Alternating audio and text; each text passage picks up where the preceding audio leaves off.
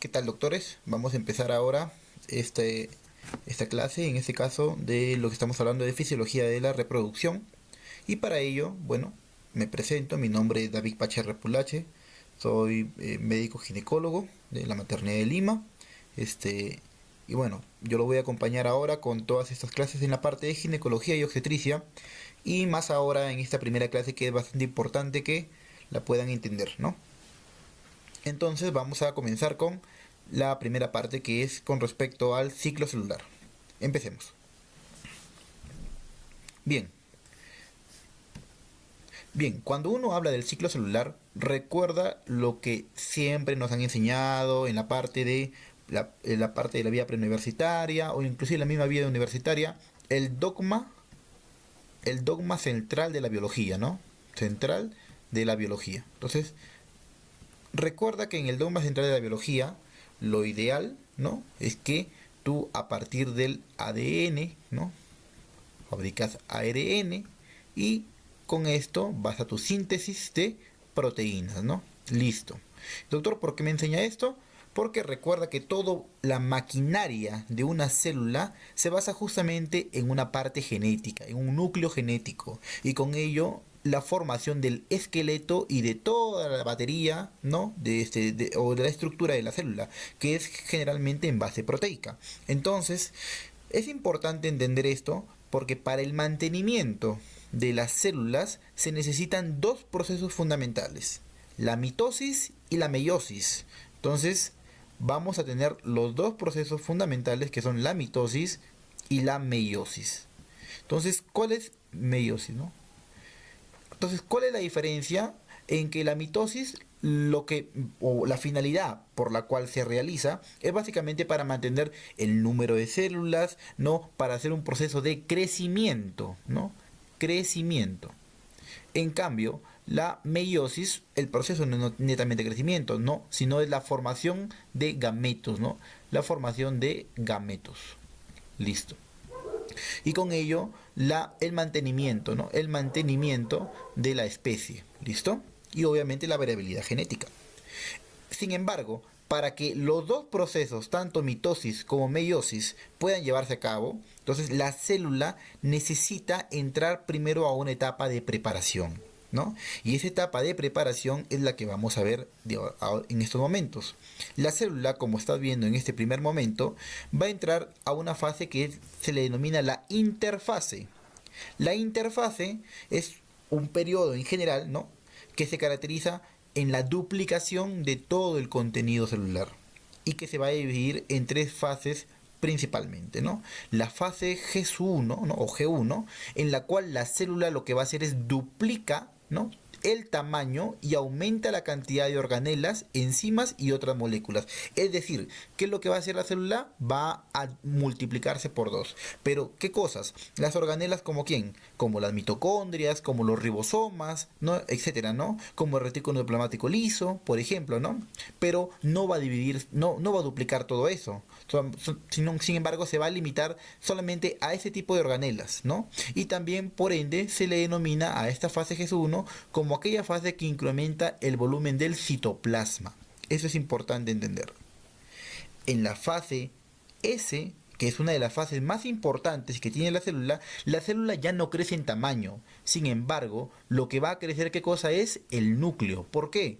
Porque lo que va a hacer la célula ahora es duplicar el material genético que había, que en este caso es el ADN, ¿no? Asimismo, con las proteínas asociadas. ¿Cuáles son las proteínas asociadas? Obviamente recuerda que en el ADN, ¿qué proteínas tenemos? Las histonas, ¿no? Las histonas. Asimismo también va a duplicar, ¿no?, digamos, centros proteicos que nos van a permitir a nosotros participar en el proceso de mitosis y meiosis. ¿Quiénes son ellos? Los centriolos, ¿no? Los centriolos, que van a participar activamente en la formación del uso acromático. Además de eso, ¿no?, la célula lo que va a hacer con esto es, aparte de que tiene una mayor cantidad de citoplasma que ha ganado en la fase G1, va a tener una mayor cantidad del núcleo que ha ganado en la fase S. Por eso es que esta es la fase más importante de la interfase.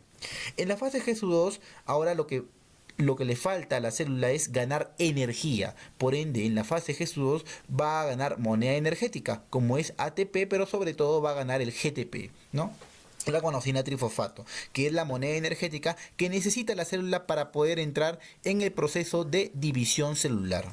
Entonces, en la fase G2, las estructuras necesarias para la división ya básicamente empiezan a montarse y posteriormente se preparan para básicamente entrar a esta fase de mitosis. La fase de mitosis y el proceso de meiosis son similares en sus fases, es decir, va a haber una fase denominada la profase, ¿no? Otra fase denominada la metafase, otra fase denominada la anafase, y por último la telofase, ¿no? La telofase con la citocinesis, ¿no? Citocinesis. Bien, entonces, en resumen, ¿no? La profase es aquella etapa en la cual la cromatina que estaba laxa empieza a condensarse. Por ende, cada vez que te mencionen el término profase es condensación de cromatina. Y la condensación de cromatina no es nada más que lo que estaba laxo como tira, es decir, como pitas, lo empiezo a enrollar, ¿no? Y estas pitas, estas tiras, estas cuerdas que era la cromatina, ahora enrollada, me forma los cromosomas. Por eso, en la profase empiezan a formarse los cromosomas. Sin embargo, si la pregunta alguna vez viniera ¿dónde se da la máxima condensación de la cromatina? Es aquí, en la metafase. En la metafase se da la máxima condensación de la cromatina. Y esa máxima condensación de la cromatina se le conoce como los cromosomas. Entonces, en la metafase ya se forman estrictamente los cromosomas y se alinean, ¿no? En el medio, como se están pudiendo dar cuenta, ¿no? Se están alineando al medio, poco a poco se están dirigiendo y se está formando una placa que se llama la placa ecuatorial. La placa ecuatorial, porque se simula el ecuador de la Tierra, ¿no? Luego en la anafase, cada uno de estos cromosomas empiezan a, digamos, a dividirse y a jalarse a uno de los polos, ¿no? Al polo, ¿no? Al polo superior, al polo inferior, ¿no? Y esa estructura que están viendo en negrito no es nada más que los centriolos que participan en el proceso de la anafase. Los cromosomas se dirigen a los polos porque hay una despolimerización de la tubulina, de una proteína que es importante que se llama tubulina. Bien, y posteriormente, como ya están dirigidos los cromosomas en cada uno de los polos, se reestructura la carioteca que se había destruido en la profase, ahora empieza a reestructurarse, ya se vuelven a armar los núcleos con los nucleolos y los citoplasmas que antes estaban unidos en la telofase se dividen experimentando el proceso que se llama citocinesis. Y con eso, a partir de una sola célula, yo ya tengo dos células, ¿no? Ese es el proceso, ¿no? De la mitosis. El proceso de la mitosis es similar, es bastante similar. Y lo vamos a ver a continuación. Entonces, antes de ello, para fijar, ¿no? Tenemos que hacer la siguiente observación. En la meiosis es casi similar a una mitosis. Sin embargo, en la mitosis, si a partir de una célula 2N yo tengo dos hijas que son, o sea, dos células hijas que son 2N, es decir, que son diploides, las células hijas se parecen a la madre, ¿no? Y doctor, pero ¿cómo es que de 2N salió 2N? Es porque en este punto, y voy a colocarlo de otro color, en este punto intermedio que no estamos viendo, aquí se encuentra la interfase. Claro, recuerden que la interfase duplicaba todas las células, ¿no? Entonces, en un momento esta célula hizo interfase, duplicó todo su material genético y todas sus organelas y luego se dividió y formó dos células hijas similares. En cambio, en la meiosis es un poco diferente, ¿no? Vamos a poner color rojo, porque en la meiosis, a partir de una célula madre, ¿no? Que en este caso es una célula germinativa primordial, ¿no? Se va a dividir en dos células hijas que no se parecen en nada, ¿no? A la madre. Y esta célula hija se va a volver a dividir tal como lo era una mitosis como la que hemos visto hace un momento, ¿no? Entonces, esta es la fórmula de cómo es que nosotros experimentamos el proceso de meiosis. De 2n, ¿no? Se divide a nn, ¿no? Es decir, hay una fase reduccional, y luego de n sale nn, tal como en una mitosis, es decir, es una fase ecuacional. De tal manera que en esta meiosis, ¿no? Para que se pueda dar el proceso, hay una fase reduccional que es también llamada la meiosis 1, y la ecuacional que es llamada la meiosis 2. Muy bien. Entonces, no te olvides de esto. Esto es bastante importante. ¿Bien?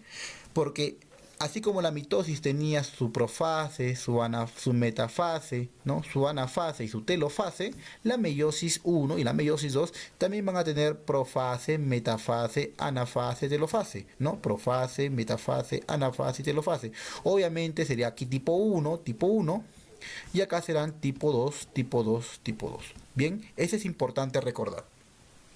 De todos los procesos que existen en la meiosis, de todos estos procesos, el más importante ocurre en la meiosis tipo 1 y de la meiosis tipo 1 en la profase 1. ¿Por qué? Porque es en la profase 1, donde se va a experimentar el fenómeno de recombinación genética. ¿Listo? Porque recuerda, ¿cuál era la finalidad de la meiosis? Formar gametos, pues.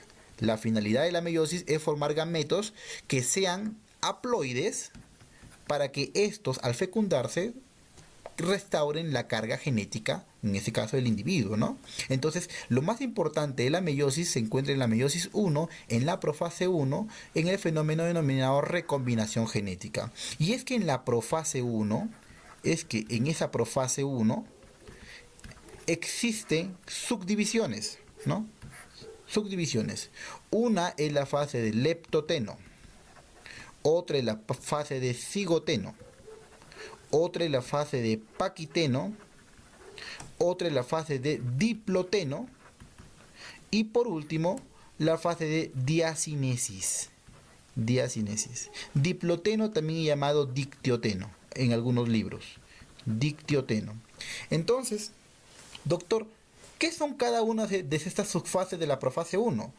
Cada una de estas subfases me hace referencia a cómo es que se fue recombinando básicamente el material genético. Entonces, en resumen, ¿no? En el lectoteno, poco a poco los cromosomas empiezan a formarse como un bucle, ¿no? Como un racimo. En el cigoteno empiezan a juntarse y a formarse unos pequeños quiasmas. En el paquiteno se da el fenómeno de crossing over, ¿no? Que es la recombinación genética. En el diploteno o dictioteno, ¿no? Estos cromosomas que habían hecho la recombinación genética empiezan a separarse y me forman los famosos quiasmas, y en la diacinesis ya se han separado totalmente, separados, ¿no? Entonces, en el lectoteno y cigoteno empiezan, vuelvo a repetir, empiezan a formarse estos buques, ¿no? O los cromosomas en forma de bucket, ¿no? En el paquiteno se hace la recombinación genética, en el diploteno se forman los quiasmas y en la diacinesis la separación. Por ende, en esta pregunta, la fase del ciclo celular en donde se produce el fenómeno denominado crossing over o recombinación genética, ¿es en cuál? En el periodo de paquiteno. No te olvides, eso es lo más importante de todo eso. Muy bien, el mantenimiento y variación genética de la especie humana es dado fundamentalmente por el periodo denominado. Entonces recuerda, el mantenimiento y variación genética es lo que están preguntando. Ah, ya, ¿eso era mitosis o era meiosis? Era meiosis. Entonces el proceso definitivamente va a ser meiosis. Esas son subfases de cada uno de ellos. Por ende, aquí la clave es la letra D. No te olvides que eso es lo más importante y que la finalidad es formar gametos. Recuerda que el gameto no es una célula, ¿no? El gameto es como tal, es una procélula, es algo que va a formarme una célula, porque la célula es diploide y el gameto es haploide. Bien, listo. Entonces pasamos a esta segunda parte. En la gametogénesis, ¿no? Que es que no hace referencia en este caso a la formación de los gametos, es decir, estamos hablando de la meiosis, ¿no? Vamos a tener tanto en el individuo, vamos a tener para formar gametos, ¿no? Femeninos y gametos masculinos, ¿no? De tal manera que me permitan digamos, a mí formar un individuo básicamente de dicho cariotipo, ¿no? Entonces, recuerda, la gametogénesis, ¿no? Vamos a tratar en este caso la gametogénesis femenina, ¿no? Comienza en este caso con una célula germinativa primordial que me forma una oogonia, ¿no? La célula germinativa primordial que me forma una oogonia, ¿no? Es en este caso por un proceso denominado mitosis. Mitosis. Y esta oogonia, por más mitosis que me iba a formar, más oogonias, porque recuerda que la mitosis lo que está haciendo es conservar el número nada más, ¿no? Bien, entonces, esta oogonia, ¿cuántos cromosomas tiene? 46 cromosomas, porque es diploide. Bien, muy bien. Entonces, esta oogonia, ¿no? En la vida fetal, ¿no? En la vida fetal, aproximadamente en el quinto mes, ¿no? De embarazo, en la semana 20 estamos hablando, empieza a formarme ovocitos primarios. Entonces, el proceso por el cual la oogonia te forma ovocitos primarios sigue siendo el proceso de mitosis. Sigue siendo, pero entonces, ¿qué es lo que ha cambiado? Que ha cambiado una diferenciación. Es decir, acá hay un clic, algo que hace que la oogonia derive a ovocito primario en la conformación de su estructura, y este ovocito primario, que también sigue teniendo 46 cromosomas, va a hacer un proceso que se llama meiosis 1. Entonces, como mnemotecnia, no te olvides, aquí es importante que recuerdes esto, el ovocito tipo 1 hace meiosis tipo 1 y el ovocito tipo 2 hará meiosis tipo 2. No te olvides de eso, es importante. Entonces, el ovocito tipo 1 va a hacer meiosis tipo 1, ¿no? Obviamente pasando, recuerda cuáles eran las fases: lectoteno, cigoteno, paquetino, diploteno, que son las fases de la profase 1, porque estamos en meiosis 1, ¿no? Sin embargo, esto pasa durante la vida fetal, ¿no? Estamos hablando aquí a partir de las 20 semanas de edad gestacional, pero cuando llega a la fase de diploteno o de dictioteno, el ovocito primario se detiene. Claro, se detiene y se queda, digamos, estático allí. ¿Hasta cuándo dice? Hasta que se llegue la ovulación. Doctor, pero la ovulación ocurre en el periodo de pubertad. Ajá, es por eso que la neonata, es decir, el bebé femenino, nace con ovocitos tipo 1 detenidos ¿en qué fase? En fase de diploteno o de dictioteno, ¿no? Es decir, nace con ovocitos primarios detenidos en su dictioteno, ¿no? En su meiosis 1. Claro, estamos, ¿no? En su profase 1. ¿Y cuándo va a completar esta meiosis tipo 1? La va a completar cuando se dé la ovulación. Entonces, eso es algo que hay que fijar. El ovocito tipo 1 se detiene en dictioteno, en profase 1, y esta profase 1 la completa cuando hay el fenómeno de ovulación. Entonces, cuando ocurre el fenómeno de ovulación, se completa la meiosis tipo 1, ¿no? Y me forma ahora un ovocito secundario y un cuerpo polar, que tienen la misma carga genética, pero lo único que varía es la cantidad del citoplasma. Este ovocito secundario que se ha formado posterior a la ovulación, ¿no? Va a hacer su meiosis 2, pero la meiosis 2, ¿no?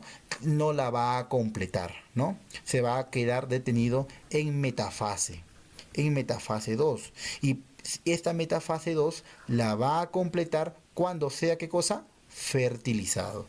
Entonces, recuerda, la neonata, valga la redundancia, nace con ovocitos tipo 1, llega a la pubertad, completa en cada una de las ovulaciones este ovocito tipo 1, completa y se madura ovocito tipo 2, y este ovocito tipo 2 va a completar todavía su meiosis 2 cuando sea fertilizado, sea fecundado. Por ende, no vamos a ver óvulos en una mujer, a menos que haya sido fecundada. Exacto. Entonces es lo importante de conocer todo eso. Y eso es lo que estamos viendo acá.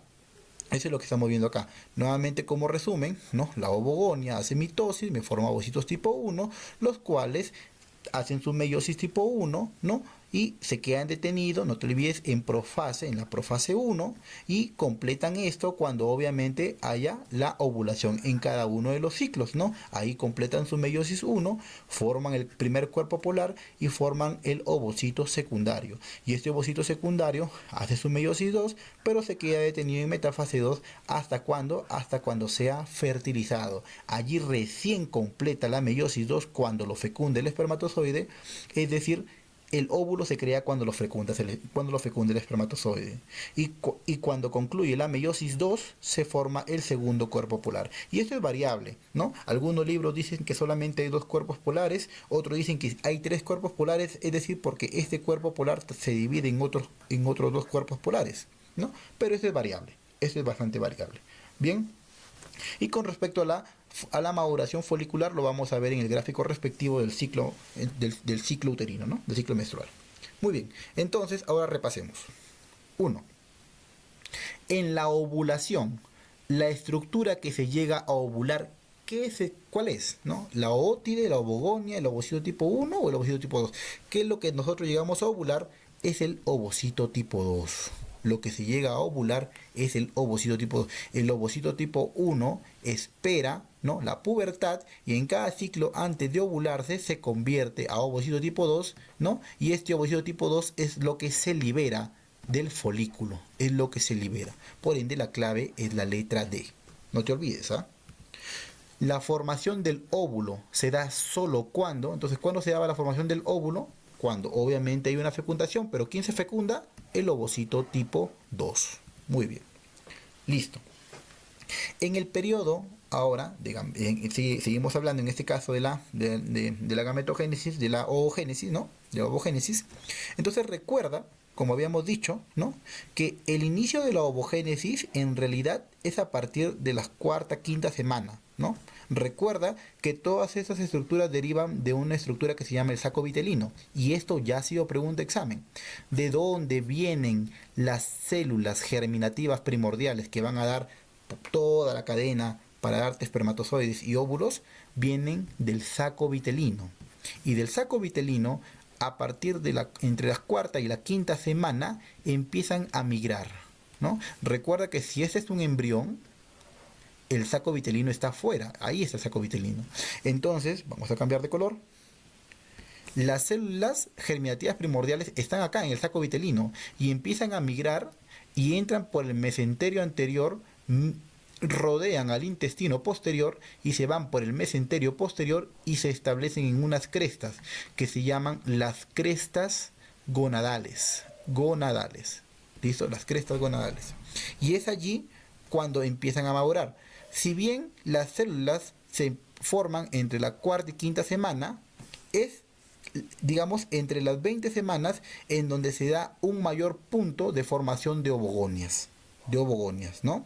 Entonces eso es importante recordar. ¿Cuánto aproximadamente? Pucha, aproximadamente es casi 7-8 millones. 7-8 millones. Bien. Entonces se generan en total aproximadamente 7 a 8 millones de ovogonias, ¿no? Aproximadamente la semana 20. Bien, sin embargo, estos disminuyen, ¿no?, por un fenómeno que se llama apoptosis, ¿no?, por una apoptosis. Entonces disminuye aproximadamente al nacimiento alrededor de 1 a 2 millones, ¿no? A 2 millones, ¿no? Aproximadamente, bien. Hasta que al llegar a la pubertad, ¿no?, solo llegan con 400.000, ¿no? Con 400.000. De los cuales, pregunta de examen, van a llegarse a ovular alrededor de 400 en toda la vida fértil de la mujer. Bien, bien, listo. Y en la menopausia, obviamente, ya no hay carga, ya no hay, digamos, folículo, ¿no? O en este caso, conteo folicular adecuado, y por eso ya no hay cantidad de estrógenos y progesterona suficiente, ¿no? Entonces, la cantidad de ovocitos con las que se nace, vamos a cambiar de color, con las que se nace, ¿con cuánto se nace? ¿Con 7-8 millones? No, ¿verdad? Se nace con 1 a 2 millones de ovocitos. No te olvides, esta es pregunta clásica, se nace. ¿Y cuántos tuvo como máximo? De 7 a 8 millones, pero esto fue aproximadamente en las 20 semanas de edad gestacional. Algunos ponen en el quinto mes, ¿no? En el quinto mes. Es importante. ¿Y con cuánto llega a la pubertad? Con 400.000, ¿no? Con 400.000. Bien, no te olvides de esa pregunta. La cantidad de ovocitos que llegan a ovularse durante la vida fértil femenina, ¿cuántos son? Son 400, ¿no? Como lo hemos aclarado, son 400 los que llegan a ovularse. Recuerda que por cada ciclo menstrual aproximadamente maduran entre 20 a 50 folículos, ¿no? Obviamente cada folículo tiene un ovocito, ¿no?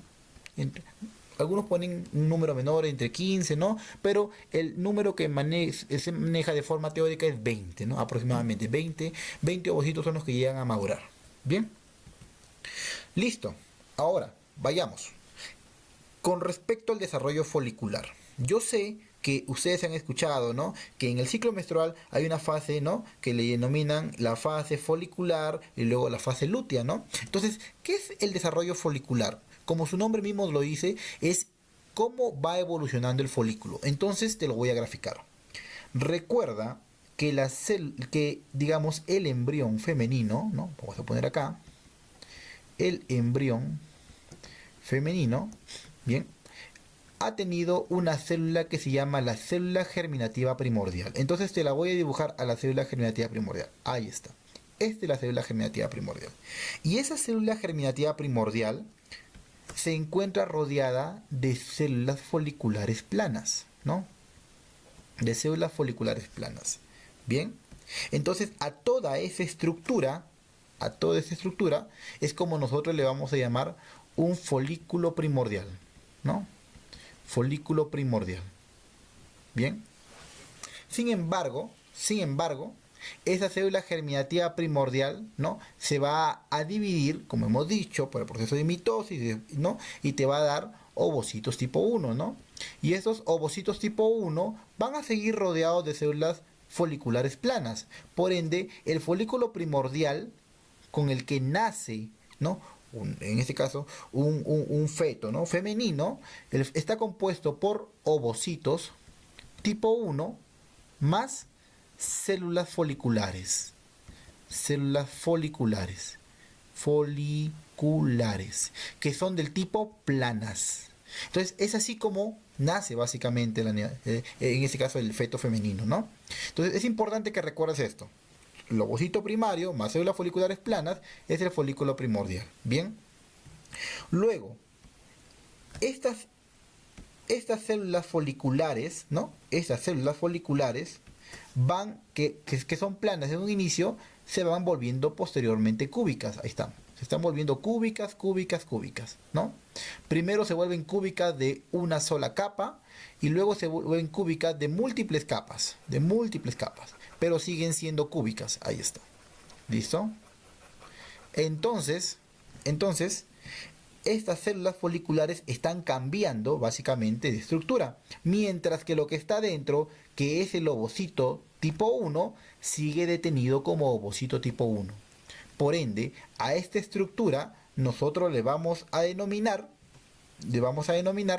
folículo primario, ¿no?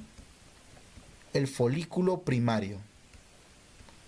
Y el folículo primario, entonces, ¿de qué está compuesto? Está compuesto de un ovocito tipo 1 más células foliculares también.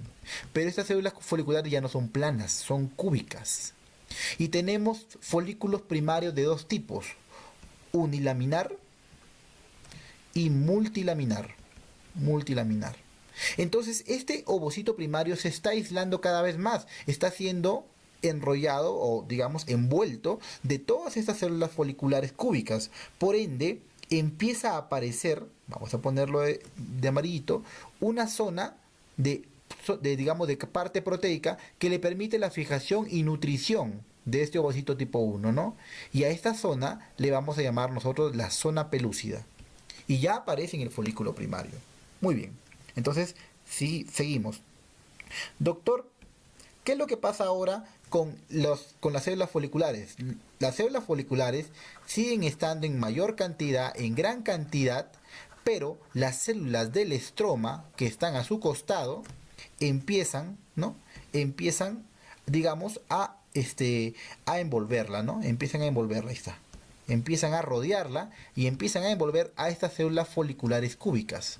Bien, el ovocito, vamos a poner, el ovocito, aquí está, muy bien. El ovocito que se encuentra contenido sigue siendo ovocito tipo 1. Pero ahora, ¿qué ha cambiado? Ha cambiado que las células foliculares han sido envueltas por unas células que estaban en la parte del estroma.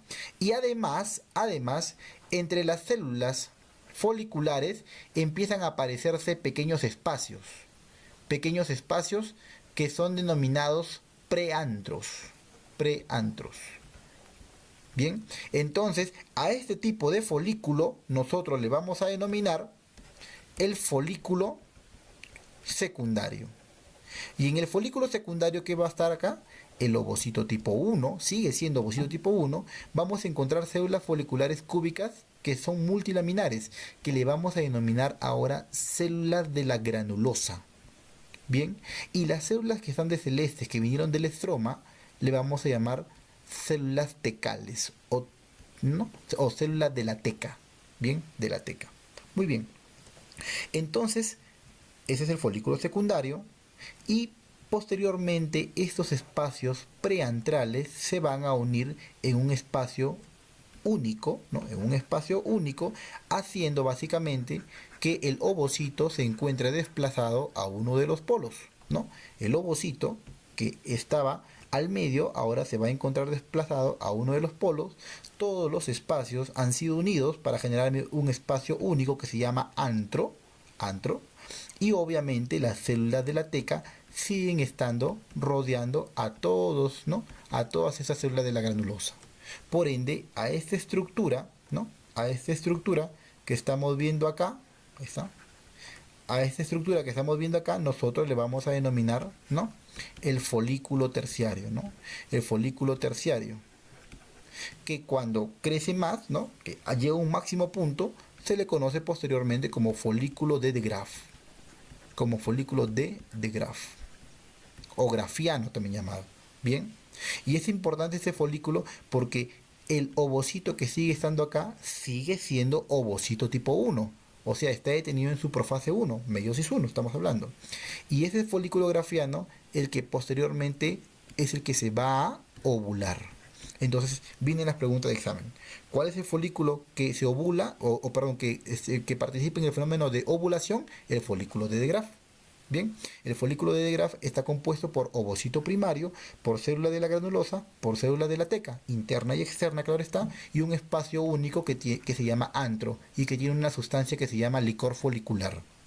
Bien, entonces yo sé que hasta ahí te estarás preguntando lo siguiente, pero doctor, ¿y por qué el ovocito sigue siendo, voy a ponerlo de rojo, por qué el ovocito sigue estando detenido como tipo 1? ¿Por qué sigue siendo ovocito tipo 1, ovocito tipo 1, hasta en el egregas? ¿Por qué sigue siendo ovocito tipo 1? Debe haber una sustancia que haga que el ovocito tipo 1 no se convierta a ovocito tipo 2, es decir, que el ovocito tipo 1 no complete su meiosis 1. Y sí, esa sustancia la secreta la célula de la granulosa y se llama el IMO, o el factor inhibidor de la maduración del ovocito, que lo secretan las células de la granulosa. ¿Eso puede ser en algún momento pregunta de examen? Puede ser. Bien. Y como las células de la granulosa son los que secretan esto, cuando ocurre la ovulación, es decir, la ruptura, ¿no?, del folículo, que es un cascarón, ¿no?, y la salida del ovocito, es allí cuando se convierte el ovocito tipo 1 a ovocito tipo 2. Bien, por eso lo que ovula es ovocito tipo 2, porque primero se rompe, madura el ovocito y después se libera.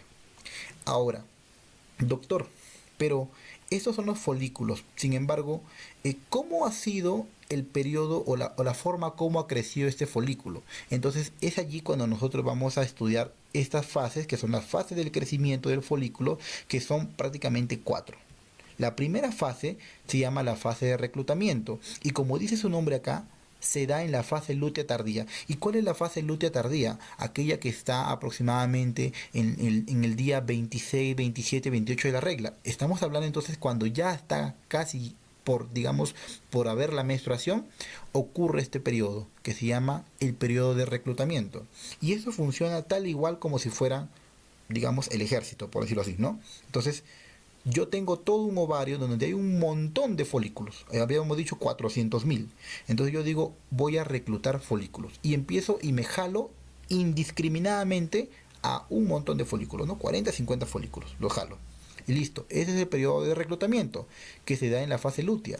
Y en la fase folicular temprana, donde está la FSH predominantemente, se da el periodo de selección, en donde estos folículos empiezan, como se dice su nombre, a seleccionarse. Es decir, bueno, yo he seleccionado a 40 folículos, pero los chiquititos no me sirven. Los demasiado grandes, patológicos, tampoco me sirven. Los que están tortuosos tampoco me sirven. Ah, entonces empieza a haber un fenómeno de selección. Y ese fenómeno de selección es importante decirlo, que participa la hormona folículo estimulante. Bien, es importante eso. Estos folículos seleccionados no es único, son varios folículos seleccionados. De allí que decimos que son aproximadamente 20 los que empiezan a seleccionarse, y estos 20 folículos seleccionados van a ir creciendo, ¿no? Algunos más rápido que otros, hasta que se hagan folículos dominantes. Y cuando nosotros hablamos de un folículo dominante, ¿no? El folículo dominante será aquel que ecográficamente mide 14 milímetros. Por eso es que estamos viendo aquí 14 milímetros es lo que mide un folículo dominante. En esa etapa en el cual un folículo seleccionado se vuelve folículo dominante, se denomina dominancia temprana. Bien, dominancia temprana. Y este folículo dominante, uno de ellos, se va a volver folículo preovulatorio, el cual tiene una medida de aproximadamente 18 milímetros. Y esto también es pregunta de examen. Y los otros folículos que no han llegado, ¿no?, a desarrollarse y a crecer en su máximo esplendor, se vuelven folículos atrésicos. Folículos atrésicos. Y esa es la fase de dominancia tardía o maduración final. Entonces, en resumen, el reclutamiento se da al final de la regla.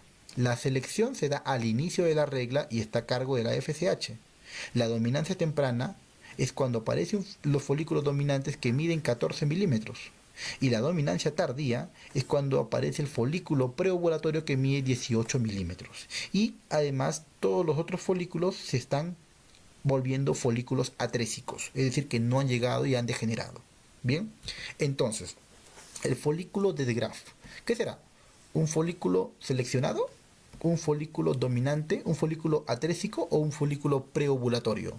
Será obviamente un folículo preovulatorio, que tiene una medida, habíamos dicho, de 18 milímetros, ¿no? 18 milímetros, pregunta de examen. El factor responsable de inhibir la conversión del ovocito tipo 1 en tipo 2 es en el folículo, ¿cuál es? ¿Cuál habíamos dicho que era? Es el factor denominado inhibidor de la maduración del ovocito, que lo secreta ¿quién? Habíamos dicho la célula de la granulosa. La célula de la granulosa. Muy bien. Luego, recuerda que cuando yo he tenido un folículo, ¿no? Ahí está, un folículo que está rodeado por células de la granulosa, por células de la teca, ¿no? Y el ovocito estaba acá. Entonces, a esta zona en donde se produce la ruptura se le denomina cúmulo o óforo. Aquí es donde se produce la ruptura, es decir, la ovulación. Por aquí se va a romper y se va a salir el ovocito. Bien, entonces cuando el ovocito se expulsa, lo único que me queda es un cascarón vacío.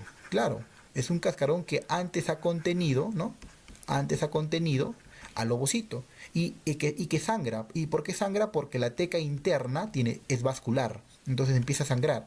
Entonces este cascarón, luego, que es un folículo, luego se cierra.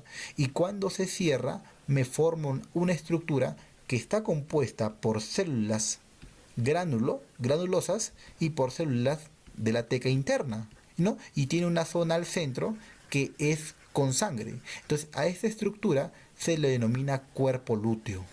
Cuerpo lúteo. Entonces el cuerpo lúteo está compuesto por células de la granulosa que se llaman granuloluteínicas, células de la teca interna que se llaman tecoluteínicas y por una zona central que se llama zona hemorrágica. Las células de la granulosa en el cuerpo lúteo, que son las gránulos luteínicas, van a secretar estradiol y las células tecoluteínicas van a secretar progesterona. Eso es importante que lo marques, ¿bien? Tecoluteínica, progesterona, granuloluteínica, estrógeno. Por ende, la formación de progesterona en el cuerpo lúteo está dado ¿por quién? Por las células tecoluteínicas. La clave es la letra C. Muy bien. Entonces ya hemos visto, ¿no? Ya hemos visto la gametogénesis, ¿no? En la mujer. Ahora vamos a ver la gametogénesis en el varón, que es muchísimo más fácil. Entonces, ponemos por acá la pluma y yo digo, la gametogénesis en el varón se llama espermatogénesis. Ten cuidado con el nombre, no te confundas. Espermatogénesis es todo el proceso, desde que tengo la célula germinativa primordial hasta que tengo el espermatozoide. Todo eso se llama espermatogénesis. Bien, la espermatogénesis se da a cabo ¿dónde? En el túbulo seminífero, pero no va a terminar en el tubo seminífero, ¿no? Porque termina con un fenómeno que se llama la capacitación. Y ese fenómeno de capacitación termina en el útero. Claro, termina en el canal endouterino. Bien, entonces la célula germinativa primordial, por un proceso denominado mitosis, te va a dar espermatogonias, ¿no? Y estas espermatogonias son iguales a la célula germinativa primordial con algunas diferencias de sus organelas, ¿no? Sea espermatogonias tipo A y te da espermatogonias tipo B. Las espermatogonias tipo A van a seguir dándote más espermatogonias tipo A que están unidas. En cambio, la espermatogonia tipo B es la que empieza la espermatogénesis, la que te va a dar la línea. Entonces, son las espermatogonias tipo B las que por otro proceso que también se llama mitosis, otra vez, mitosis, te da un espermatocito que es el espermatocito primario. El espermatocito primario hace meiosis 1, recuerda, ¿te acuerdas? Ovocito 1 hace meiosis 1, ovocito 2 hace meiosis 2. Igual es acá. Espermatocito tipo 1 me da meiosis tipo 1. Y esta meiosis tipo 1 me forma, recuerda que es la reduccional, me forma espermatocitos secundarios. Y estos espermatocitos secundarios, o tipo 2, hacen meiosis tipo 2. Y al hacer meiosis tipo 2, me generan 4 espermátides que son similares, ¿no? O en citoplasma, ¿no? Pero en cara genética no son. Y estas 4 espermátides van a pasar por un proceso que se llama espermiogénesis. Y esta espermiogénesis me va a formar espermatozoides. Y esta espermiogénesis, ¿dónde se da? Se da en toda la parte del epidídimo. Bien, es importante eso. Entonces la espermiogénesis se da en el epidídimo. Por eso en el túbulo seminífero yo no voy a ver nunca espermatozoides. En cambio en el epidídimo sí voy a ver espermatozoides. Y no te olvides que los espermatozoides se pueden acumular y se pueden, digamos, recolectar, por decirlo así, ¿no? Se pueden ajuntar en la parte de la cola, ¿no? De la cola del epidídimo. Eso es importante. Bien, muy bien. Entonces, allá. El recién nacido varón tiene en sus gónadas. Entonces, a diferencia en la mujer, ¿recuerdas cómo era en la mujer? En la mujer, en el quinto mes, ¿no? Esas ovogonias empiezan a quinto mes y esas ovogonias empiezan a diferenciarse en ovocitos tipo 1, ¿no? Y ella nace con los ovocitos tipo 1, ¿no? Y llega a la pubertad con ovocitos tipo 1 y es en cada ciclo, en cada ovulación, cuando el ovocito tipo 1 se convierte en ovocito tipo 2. Y este ovocito tipo 2 se convierte en óvulo cuando el espermatozoide lo fecunda. Eso es en la mujer. En el varón no es así. En el varón, no, en todo, en quinto, sexto, séptimo mes, siempre ha tenido sus células germinativas primordiales. Y cuando el varón nace, o sea, en el nacimiento, sigue teniendo sus células germinativas primordiales. Bien. Y Estas células germinativas primordiales recién van a madurar a espermatogonias, espermatocitos tipo 1, tipo 2, espermátides, ¿no? Recién van a hacer la espermatogénesis. ¿Cuándo? Cuando llegue la pubertad. Cuando llegue la pubertad en el varón, recién hacen la espermatogénesis. Por eso, el recién nacido varón, en sus gónadas, lo que tiene son las células germinativas primordiales. ¿Cuándo tiene espermatogonias? En la pubertad. ¿Cuándo tiene espermatozoides tipo 1? En la pubertad. ¿Cuándo tiene espermatozoides tipo 2? En la pubertad. ¿Cuándo tiene espermátides? En la pubertad. ¿Cuándo tiene espermatozoides? En la pubertad. Todo es en la pubertad. En el varón la clave es la pubertad. En la mujer no. En la mujer en el nacimiento sigue teniendo ovocitos tipo 1, ¿no? Y es en la ovulación y en la fecundación cuando cambia. Bien, por ende aquí la clave es la letra B, no te olvides. La célula encargada de la secreción del factor inhibidor de Müller, entonces recuerda que en un túbulo seminífero, ahí está, este es un túbulo seminífero, no solamente son uno, son varios túbulos seminíferos, ¿no? Ahí están, varios túbulos. En cada túbulo seminífero que yo los veo cuando están en la pubertad, el niño no tiene túbulos seminíferos, tiene cordones sexuales, ¿no? Entonces, en la pubertad, donde hay túbulos seminíferos, nosotros vamos a encontrar espermatogonias, espermatocito tipo 1, espermatocito tipo 2 y las espermátides que están en la luz. Así vamos a encontrar. Y digamos, entre toda esta línea que les estoy explicando, vamos a encontrar unas células grandes, triangulares, con un núcleo en la base, que no se tiñen mucho con hematocilina eosina. Estas células tienen unos brazos que empiezan a cubrir a cada uno de estas espermatogonias, de espermatocitos primarios. Esta célula grande se llama la célula de Sertoli. Y esta célula de Sertoli tiene la característica, y aquí lo pongo como mnemotecnia, Sertoli con S de sostén, de sustentación. Entonces, Sertoli, ¿qué es lo que hace? Sertoli lo que hace es sostener. Sostener significa nutrir. Entonces, la nutrición de toda esta línea espermática la hace Sertoli. En cambio, entre túbulo y túbulo seminífero, nosotros vamos a encontrar algunas células en ese intersticio, que se llaman células intersticiales. Y estas células intersticiales también son llamadas células de Leydig. Y son estas células de Leydig las que secretan una sustancia que se llama testosterona. Entonces la pregunta de examen es, ¿cuál es la función del Leydig? Secretar testosterona. Leydig no lo veo en el niño, Leydig lo veo en el puber, no te olvides. En el niño solo se llaman intersticiales a secas, están inmaduras todavía. Bien, pero el niño sí tiene Sertolia. En cambio, en el puber veo túbulos seminíferos de los cuales está toda la línea espermática y están las células de Sertoli que se encarga de la nutrición. Pero también las células de Sertoli empiezan o digamos secretan un factor que se llama el factor inhibidor de Müller. ¿Y qué significa esto? El factor inhibidor de Müller es una sustancia que, como su nombre mismo lo dice, inhibe el desarrollo de los conductos de Müller en la vida, ¿no? En la vida fetal, ¿no? Y los cordones de Müller son los responsables de formarme el tracto genital, ¿no? El tracto genital femenino, ¿no? Es decir, de formarme útero, de formarme trompas, ¿no? De formarme cuello, o sea, cervix, de formarme el tercio superior de la vagina, ¿no? Etcétera. Entonces Müller se encarga de formar todo eso. Y el varón no tiene eso, ¿por qué?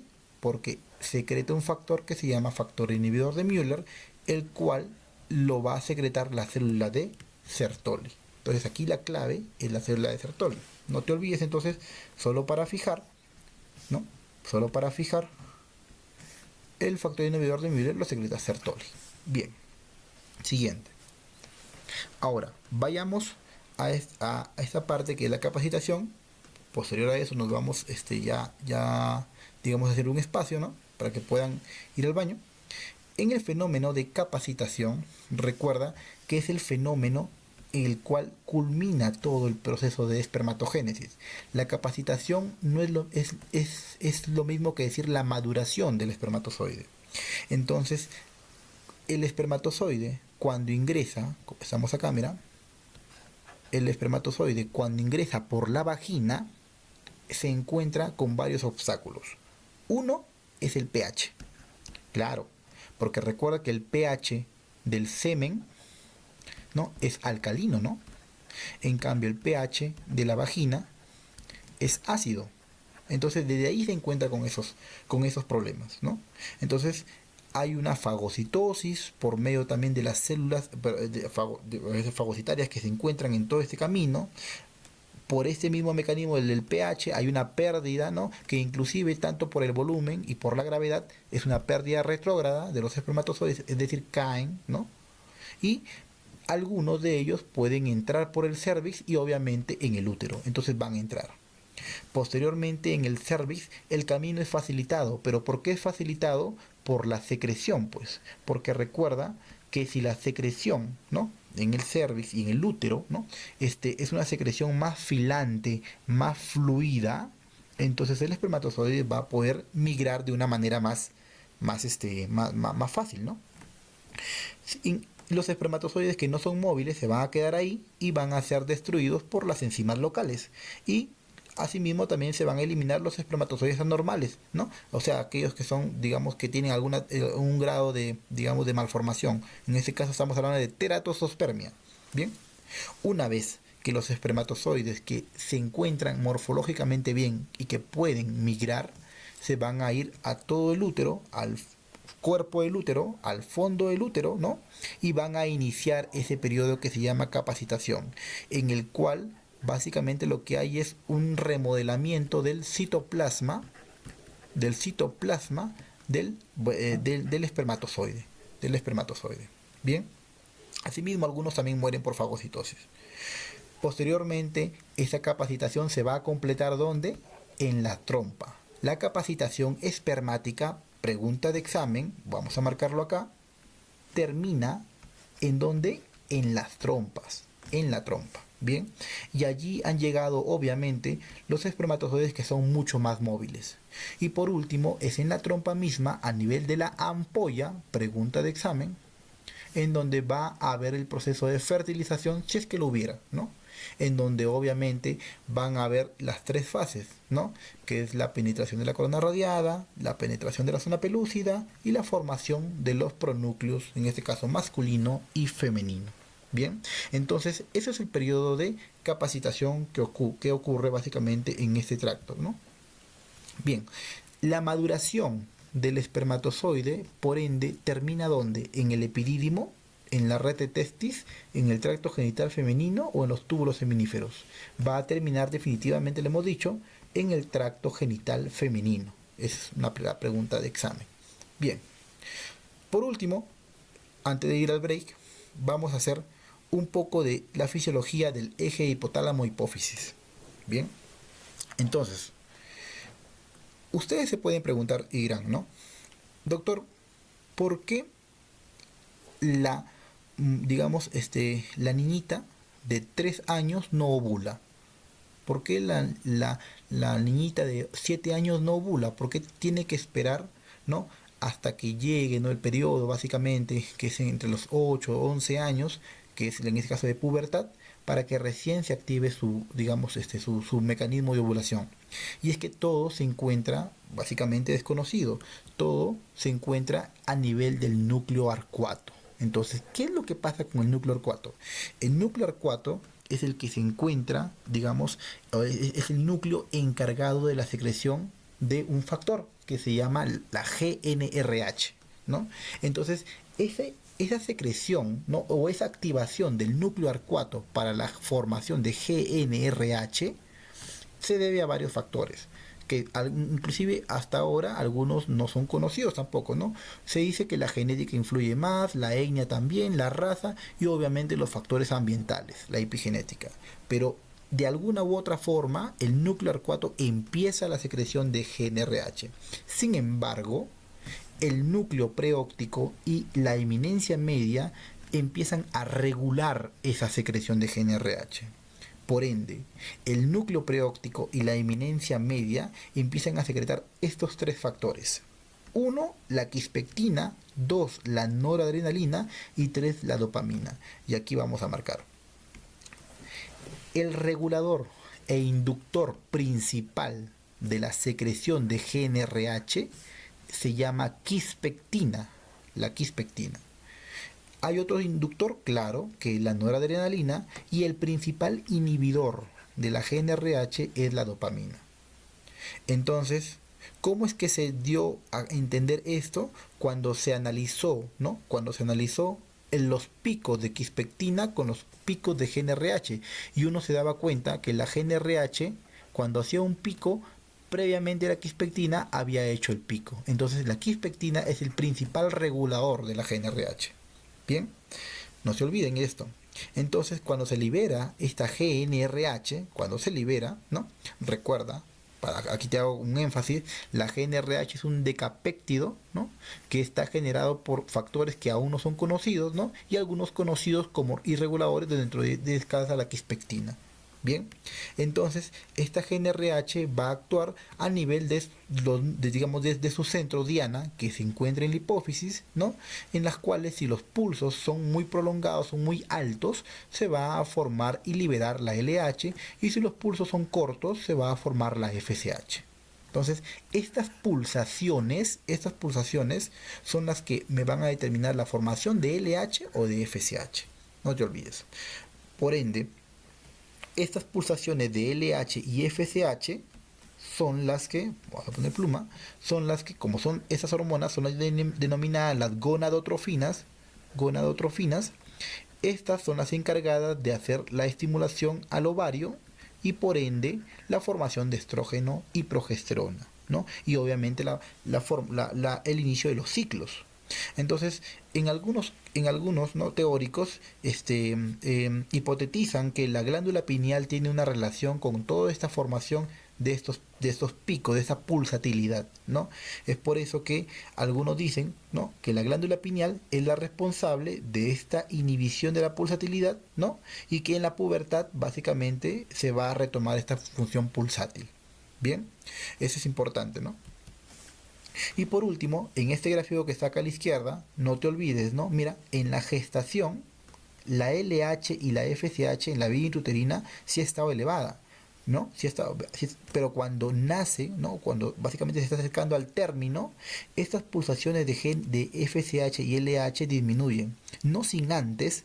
En los primeros meses puede haber una pequeña, digamos, pulsación, de tal manera que a veces, ¿no? uno encuentra, ¿no? gracias a eso, ¿no? secreción láctea, ¿no? digamos, en las mamas de los neonatos, ¿no? o una secreción medio blanquecina en los genitales, ¿no? también, que es básicamente por las gonadotrofinas. Bien, pero después todos caen, ¿no? en la parte, en todo, cuando va transcurriendo la lactancia, cuando va transcurriendo la infancia, las gonadotrofinas están al suelo, porque no hay las pulsaciones que habíamos dicho. Sin embargo, es en la pubertad cuando estas gonadotrofinas empiezan a incrementarse, pues básicamente debido a las pulsaciones de la GNRH, ¿no? De la GNRH. Muy bien. Entonces, aquí vamos a dar un break y vamos a continuar, ¿no? después de ello. ¿Bien? Vamos a dar un break, un momento nada más. Empezamos ahora con esa parte que es el ciclo menstrual. Entonces aquí vamos a tomarlo nuestro tiempo porque es importante que tú puedas entender estos gráficos. Entonces, cuando uno habla de ciclo menstrual, está haciendo énfasis en abarcar varios ciclos, ¿no? Uno es el ciclo endometrial, otro es el ciclo folicular o ciclo ovárico también llamado, ¿no? Y el otro es el ciclo hormonal, en donde están las hormonas hipofisiarias y están las hormonas secretadas por el ovario. Muy bien. Teóricamente, se dice que, a modo práctico, se establece que un ciclo dura aproximadamente 28 días. Bien, entonces vamos a comenzar básicamente detallando cada uno de los puntos. El ciclo menstrual inicia con una fase que se llama la fase de menstruación. Esta fase de menstruación, ¿no? Se caracteriza porque tiene dos subfases pequeñas que aquí no se encuentran, ¿no?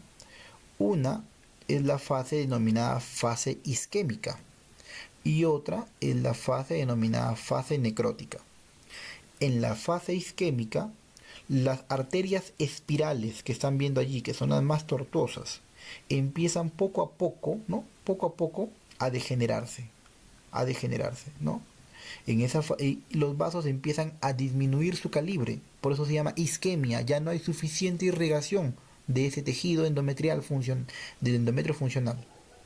Bien, y en la fase necrótica, como ya no hay irrigación, todo lo que se quedó de endometrio funcional empieza a caer con mayor cantidad.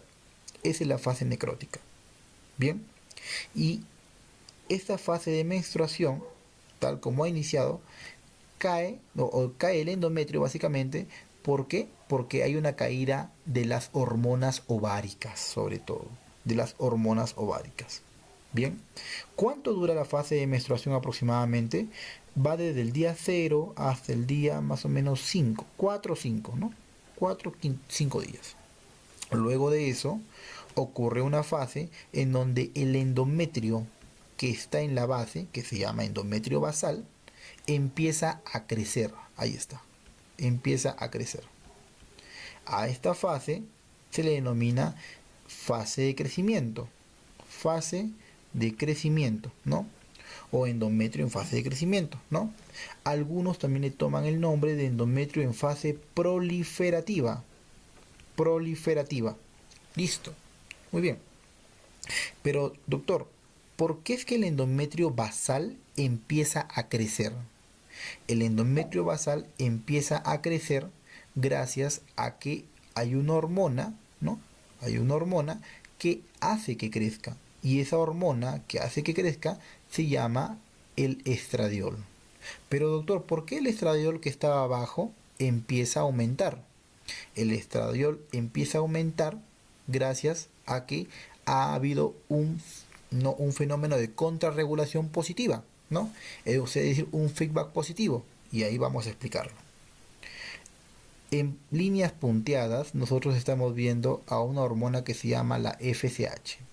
Y en la línea azul estamos viendo la hormona que se llama LH. Ambas hormonas son secretadas por la hipófisis, la adenohipófisis. Entonces, en la fase folicular, ¿no? En la fase folicular, la primera etapa, ¿no? La FSH empieza a crecer ligeramente. Crece ligeramente porque recuerda que se está dando un fenómeno que se llama el fenómeno de dominancia, ¿no? De selección, ¿no? De selección folicular, ¿te acuerdas? Reclutamiento, selección, listo. Entonces, la FSH incrementa porque se está dando el fenómeno de selección de los folículos, pero luego tiende a bajar. ¿Por qué tiende a bajar, doctor? Porque la FSH, ¿no? Actúa a nivel de las células de la granulosa, haciendo que maduren. Y estas células de la granulosa, como están creciendo, van a secretar estradiol. Por ende, si incrementa la FSH, va a incrementar el estradiol, pero el estradiol hace un fenómeno de feedback negativo contrarrestando a la FSH y por lo tanto termina disminuyendo. Entonces la FSH se incrementa, el estradiol empieza a incrementar y luego la FSH disminuye porque el estradiol le ha hecho un feedback negativo, ¿no? Un feedback negativo. Listo. Muy bien. Doctor, ¿esto debería ser así? Claro, debería ser así. Sin embargo, la FSH está está disminuyendo drásticamente, el estrógeno está incrementando, ¿no? Poco a poco más, ¿no? Y este estrógeno, este pico de estrógeno va a actuar a nivel hipofisiario, perdón, ¿no? En donde se está secretando la FSH, ahí, al ladito, haciendo que las células o esos islotes que secretan LH empiecen a activarse. Y poco a poco empieza a haber un fenómeno de feedback positivo. El único feedback positivo del cuerpo humano ocurre aquí. Incrementa el estrógeno, incrementa la LH. Es por eso que el estrógeno que empieza a incrementarse a nivel del día 13, ¿no? El estrógeno hace un pico y la LH hace un pico seguidamente, es decir, en el día 14 aproximadamente, produciendo que la LH, al generarse un pico, haga, ¿no?, un fenómeno que se llama la ovulación, es decir, la ruptura del folículo. Entonces, nuevamente, la FSH se incrementa en la primera fase para permitir el desarrollo del folículo. La FSH hace desarrollar a las células de la granulosa del folículo, las que secretan estradiol, ¿no?, o estrógeno. Este estrógeno hace un feedback negativo y por ende la FSH baja, y estamos viendo que baja. Sin embargo, recuerda que las células de la FSH se encuentran adyacentes a las de la LH, porque son prácticamente las mismas, depende digamos del pico, ¿no?, del flujo, ¿no? Entonces el estradiol incrementa y por un mecanismo que no se conoce, ¿no?, ocurre un feedback positivo.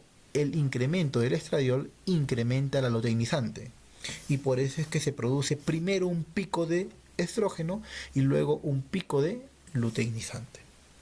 Y es esta luteinizante la que va a permitir el fenómeno denominado ovulación, que es lo que estamos viendo acá, la ovulación, que es la salida del ovocito secundario, no te olvides, es la salida del ovocito secundario. Bien. Ovocito secundario. Listo. Muy bien. Doctor, ocurrió este pico, ocurrió la salida básicamente del folículo. Entonces, este cascarón que se quedó abierto por la salida del folículo se va a cerrar y me va a formar el famoso cuerpo lúteo. Me va a formar el cuerpo lúteo, que ya hemos visto cuál es su composición, ¿verdad? Hemos visto cuál es su composición. Entonces el cuerpo lúteo va a empezar a secretar una hormona que se llama progesterona. También secreta estradiol, pero sobre todo progesterona, ¿no?, que es lo más importante. ¿Por qué? Porque la progesterona tiene la función de hacer que este endometrio que estaba creciendo, ¿no?, que este endometrio funcional que estaba creciendo a raíz del endometrio basal empiece a madurar. Entonces la progesterona lo que hace madurar al endometrio funcional, ¿no? Por eso es que esta fase se llama fase secretora o fase progestacional, porque predomina la progesterona. ¿Y por qué se llamará fase secretora? Porque aquí las glándulas que se encuentran, ¿no?, en este endometrio son glándulas uterinas secretoras. ¿Qué, doctor? ¿Y en el endometrio proliferativo no habían glándulas? Sí, sí habían glándulas, pero habían glándulas uterinas rectas. En cambio, en la fase secretora hay glándulas uterinas secretoras. Y su nombre mismo lo dice, son secretoras, tienen acúmulo de un montón de glucógeno, ¿no? Es decir, ¿y por qué tendría glucógeno? Porque lo que está haciendo lo está madurando, lo está preparando por si es que en algún momento llega un blastocisto y quiere implantarse. Esa es la importancia de esta fase, de la fase progestacional, que es dado por esta hormona que se llama progesterona. Es por eso que aquí estamos viendo, ¿no?, la progesterona que está de morado empieza a incrementar en esa segunda fase, ¿no?, la progesterona hace una meseta, ¿no? Y es por eso que también vemos que el estrógeno que había caído después de la ovulación empieza también a incrementar. Y uno diría, ¿por qué incrementa el estrógeno? Porque recuerda que el cuerpo lúteo, ¿no?, te vuelvo a repetir, tiene células granuloteínicas y tiene células tecoluteínicas, y las tecoluteínicas secretan progesterona y las granuloteínicas siguen secretando estradiol. Es por eso que hay otro pico de estrógeno, pero este pico, o sea, no es un pico, es una meseta, ¿no? Por eso, pregunta de examen, el estradiol tiene una secreción y esta secreción es bimodal. En cambio, la progesterona, su secreción es unimodal, pues. Es unimodal, claro. porque solamente hay una meseta y baja. En cambio el estrógeno tiene dos, mira, ve, un pico y luego una meseta. Bien, y esto en algún momento va a ser pregunta de examen, ¿eh? En algún momento. Muy bien. Entonces la progesterona sube, hace madurar al endometrio funcional y lo vuelve rico en glucógeno y lo vuelve rico en glándulas uterinas secretoras. Además, inclusive, solo para añadir, empiezan a aparecer un montón de polimorfonucleares, bastantes. ¿Por qué aparecen bastantes polimorfonucleares? Porque la irrigación de ese endometrio empieza a incrementar. Empiezan a aparecer estas arterias que se llaman arterias espirales. Y los vasos se dilatan tanto que empiezan a extravasar su contenido, y su contenido son polimorfonucleares, ¿no? Bien, eso es importante. Doctor, ¿y por qué se mantiene por tanto tiempo este endometrio? Porque el cuerpo lúteo es el que está secretando la progesterona. Sin embargo, el cuerpo lúteo tiene un tiempo de vida, y el tiempo de vida del cuerpo lúteo aproximadamente va entre 10 a 14 días. 10 a 14 días. O sea, el cuerpo lúteo dice, yo voy a secretar progesterona, pero solamente puedo secretar por 10 a 14 días, y luego de eso necesito un estímulo. El estímulo que necesita el cuerpo lúteo para seguir con vida, por decirlo así, se le llama la hormona gonadotropina coriónica, ¿no? La hormona gonadotropina coriónica. Pero doctor, la hormona gonadotropina coriónica no la secreta, ¿no?, el sincitotrofoblasto. El sincitotrofoblasto. Sí, claro que sí la secreta, ¿no? Trofoblasto, claro que sí la secreta. Y esto es una estructura extraembrionaria. Es decir, para que haya hormona gonadotropina coriónica, necesito que haya fecundación y obviamente haya tejido embrionario y extraembrionario. Por ende, ¿no?, si es que no hay fecundación, no hay hormona gonadotropina coriónica, y por ende no hay nadie que mantenga el cuerpo lúteo. Y como no hay nadie que mantenga el cuerpo lúteo degenera, ¿no? Y se forma el famoso cuerpo albicans, ¿no? Cuerpo albicans. Y este cuerpo albicans es una cicatriz,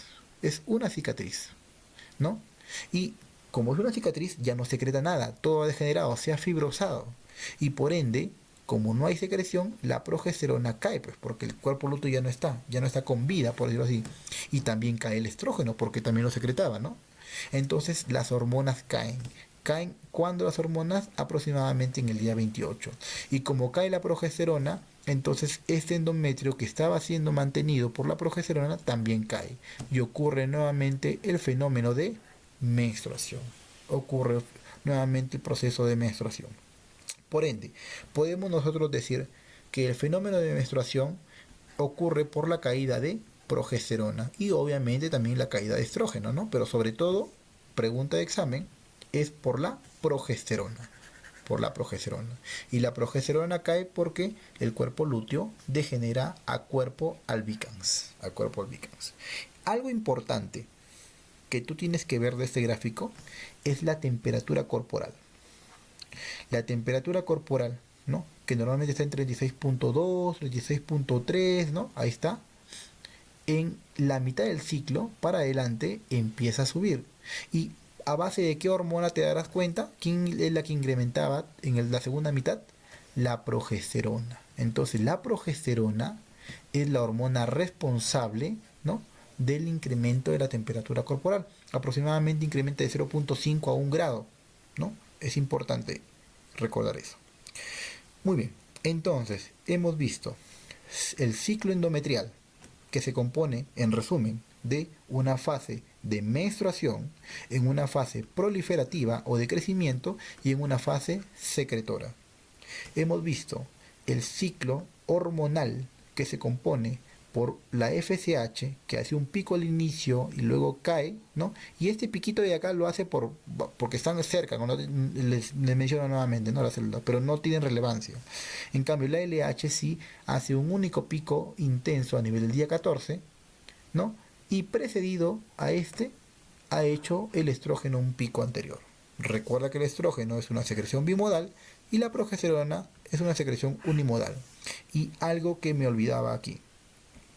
Recuerda que de las dos fases, de la fase proliferativa y de la fase secretora, la fase constante, pregunta de examen,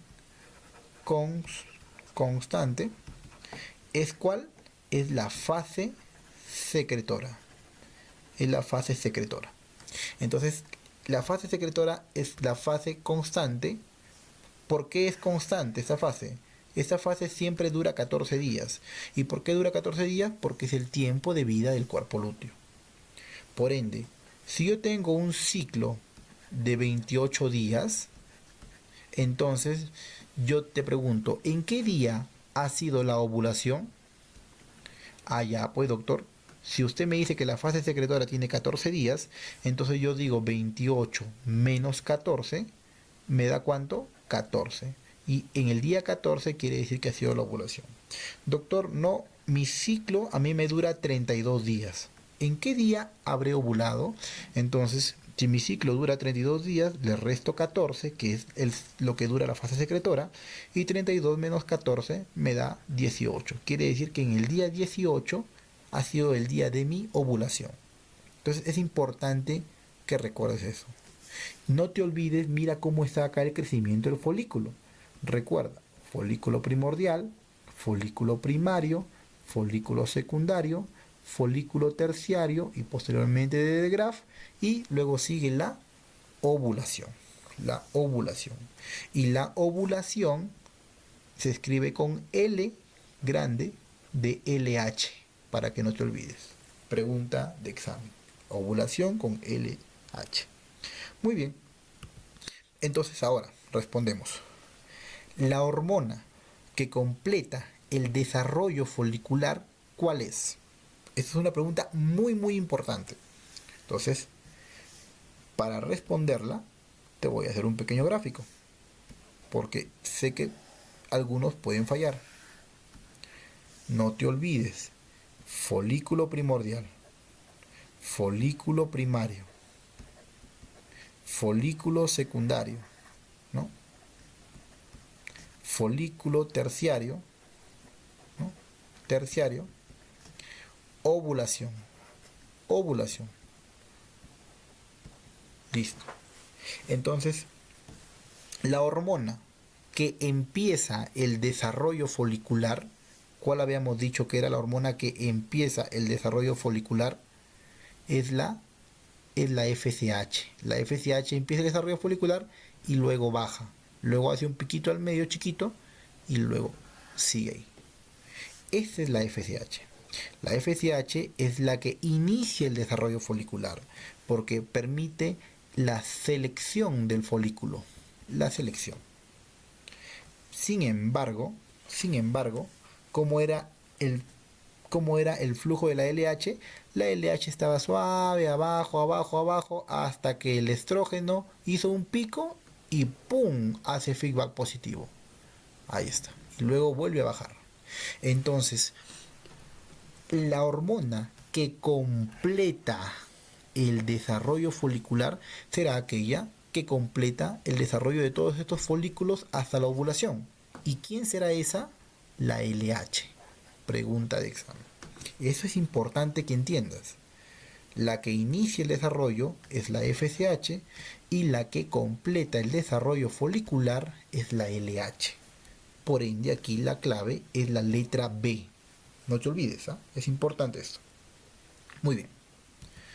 El incremento de 0.5 a 1 grado de la temperatura corporal durante el ciclo menstrual se debe a qué hormona?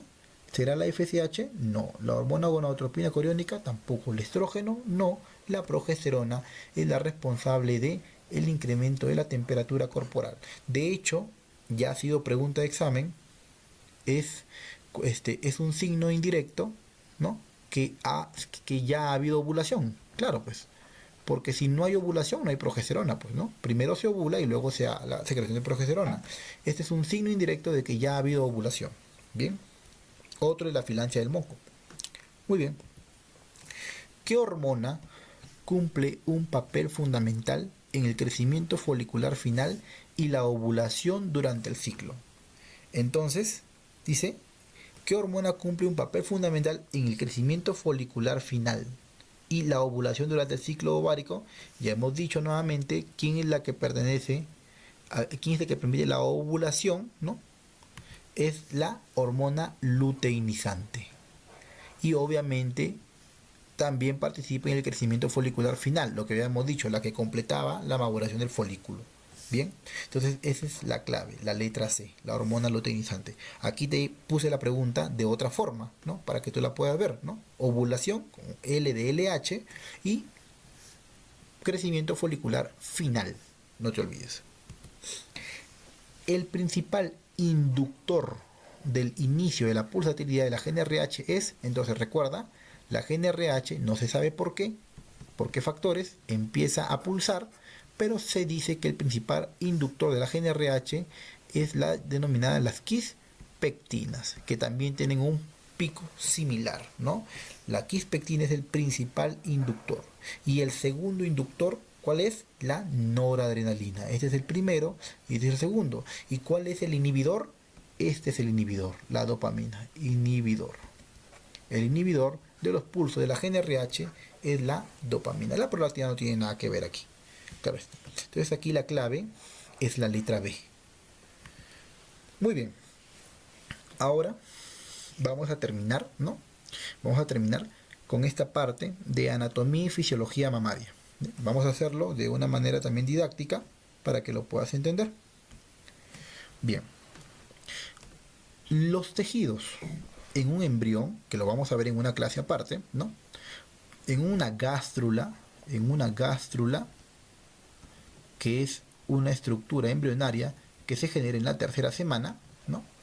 Se pueden dividir como ectodermo, como mesodermo y como endodermo. Es decir, la gástrula es un embrión trilaminar. Trilaminar. Muy bien. Del ectodermo va a salir dos estructuras, un ectodermo superficial y un neuroectodermo, y una estructura plus que se llama la cresta neural. Listo. Del ectodermo superficial, a modo de mnemotecnia, que te quede así nada más especificado, te va a dar todo lo que es en tu superficie, es decir, tu piel, tu cabello, tus glándulas externas, estoy hablando, tus uñas, ¿no? Entonces, el ectodermo superficial es bastante importante porque está relacionado justamente con esto, con la piel y con sus glándulas de la piel anexas. Bien. El desarrollo de la glándula mamaria se da aproximadamente en la quinta semana. Bien, eso es importante también que lo tengas en cuenta. Muy bien.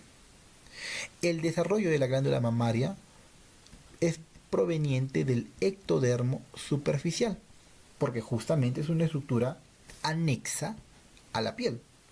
Bien, muy bien. El ectodermo superficial, la glándula mamaria, deriva de una invaginación del ectodermo superficial, de una invaginación, ¿no? La glándula mamaria es un tipo de glándula sudorípara. Pregunta de examen. No te olvides, la glándula mamaria es producto de una glándula es producto de una glándula, es una glándula sudorípara modificada. Bien. Y las glándulas mamarias han habido varias durante todo el transcurso de la vida. Generalmente se acepta alrededor de 7 a 8 montículos mamarios en una línea que está acá, que se llama la línea mamaria. Y se forman varios montículos, aproximadamente 7 a 8, de los cuales es el segundo montículo el que va a desarrollarme la mama fundamentalmente, ¿no? La mama definitiva, ¿no? Y el resto de, digamos, de montículos van a desaparecer. En algunos persisten, ¿no? Denominándose por ahí una mama múltiple, ¿no? Básicamente, ¿no? Bien. Las famosas polimastias, ¿no? ¿no? Y si es con pezón, con politelia, ¿no? Pero es el segundo montículo el que va a persistir, este que está acá. Muy bien. Entonces no te olvides de eso. La mama pesa aproximadamente entre 150 a 500 gramos. Obviamente eso va a variar de acuerdo a la paciente, ¿no? A la fémina, ¿no? Claro está. La ubicación de la mama se ubica aproximadamente entre la segunda, ¿no? y la séptima costilla. Y la séptima costilla. A ese nivel, ¿no? En la parte medial, obviamente, limita con la línea paraesternal y en la parte lateral con la línea medio axilar. Con la línea medio axilar. Claro, entonces esa es la ubicación de la mama. Entre la segunda y la séptima costilla, en la parte medial está la línea paraesternal, ¿no? O sea, el esternón, y en la parte lateral la línea media axilar. Bien. Y obviamente que hay una parte de la mama, ¿no? que se dirige hacia la fosa axilar, ¿no? que es la cola de Spencer, ¿no? Bien. La composición de la mama. La mama está compuesta, ¿no? La parte funcional por la porción glandular, ¿no? Esta mama, que es básicamente la porción glandular, tiene como unidad, esto también es pregunta de examen, al lobulillo mamario, ¿no? Al lobulillo mamario. Mamario. Bien. Obviamente estos lobulillos mamarios se encuentran en acinos, claro está, pero básicamente su composición es de una parte adenomérica, o sea, del adenómero, y una parte del conducto, ¿no? Entonces, esta zona se llama el adenómero, y esta parte es el conducto, ¿no? O ducto, ¿no? Y el adenómero es la porción glandular propiamente dicha. Glandular. Es decir, acá se va a secretar, ¿no? Se va a secretar, ¿no? el contenido, que en este caso es el contenido lácteo, y por el conducto se va a excretar el contenido lácteo. Bien, eso es importante que lo puedas recordar. Asimismo, la mama tiene un soporte, un soporte conjuntivo. Recuerda que la mama tiene por detrás a este músculo, ¿no? Ahí está. Este músculo es el pectoral, ¿no? Es el músculo pectoral. Recuerda que está el pectoral menor, por detrás el pectoral mayor, y como todo músculo, este pectoral tiene una fascia, que es un recubrimiento, ¿no? Un recubrimiento de tejido conjuntivo o conectivo. Entonces, este recubrimiento del músculo, vamos a ponerlo mejor de otro color, vamos a poner el color verde. Este recubrimiento del músculo pectoral, ¿no? Lo que va a hacer es dar metabiques de tejido conjuntivo que van a penetrar a todo el espesor de la mama, a todo el espesor de la mama. Bien, esos tabiques se le denomina los ligamentos de Cooper. El ligamento de Cooper son los tabiques, ¿no? O las proyecciones de la fascia, ¿no? Las proyecciones de la fascia de la fascia, en este caso pectoral común, ¿no? Y estas proyecciones, cuando se acercan hacia el pezón, se le va a denominar las famosas crestas de Durack. Muy bien, estamos ahí. La mama fundamentalmente, ¿no? es tejido adiposo. Funcionalmente es glándula, pero en su mayoría, en porcentaje, es tejido adiposo. No te olvides de eso. Es un tejido de relleno. Bien. Asimismo, la mama tiene una cubierta, como estás viendo, que en este caso es por piel, claro que sí, pero en la parte anterior tiene una estructura, ¿no? que cambia de coloración, ¿no? Generalmente una coloración más oscura, en algunos más rosada, ¿no? Con una prominencia más, ¿no? Esta estructura que están viendo se le llama pezón, ¿no? En la parte distal, y en la parte circular se le va a denominar areola. Entonces, la cubierta cutánea en la parte media, la parte central de la mama, está compuesto por un complejo que se llama el complejo areola-pezón. Areola, la circunferencia externa, y pezón, la parte central. Bien, listo. En esa cubierta cutánea, en la areola, muchas veces hay pequeñas, digamos, ¿cómo les podemos decir? Eh, Pequeñas prominencias, ¿no? Que hay en esa areola, que le vamos a llamar los famosos tubérculos de Montgomery, ¿no? Son los tubérculos de Montgomery. Montgomery, bien. Que obviamente en la mujer embarazada cambian de nombre a tubérculo de Morgagni porque empiezan a ser funcionales. En cambio, en la no grávida, en la que no está gestando, se llaman tubérculos de Montgomery. Bien. Bien, es importante que entiendas eso. La irrigación arterial. Vamos a cambiar de color. En la irrigación arterial, fundamentalmente la mama recibe de 3 niveles. Bien. Y para que no te olvides, vamos a hacerlo a modo de mnemotecnia. Como es la mama, la irrigación arterial va a estar por la arteria mamaria interna, ¿no? Por la arteria mamaria interna. Y recuerda que la arteria mamaria interna es rama de una arteria que es la arteria subclavia. En segundo nivel será la arteria mamaria externa, ¿no? O torácica externa, o torácico lateral, ¿no? Y lo cual básicamente es una rama de la arteria axilar. Y por último, ¿no? Tenemos a las arterias intercostales. Que también dan irrigación, sobre todo, ¿no? A la parte anterior, ¿no? Que se dirige hacia la mama, ¿no? Entonces la irrigación arterial es importante que la pueda recordar. Y esa es pregunta también, ¿no? La irrigación de la mama se debe a la arteria mamaria interna, a la arteria mamaria externa y a las arterias intercostales. La interna, que es rama de la subclavia, y la externa, que es rama de la arteria axilar.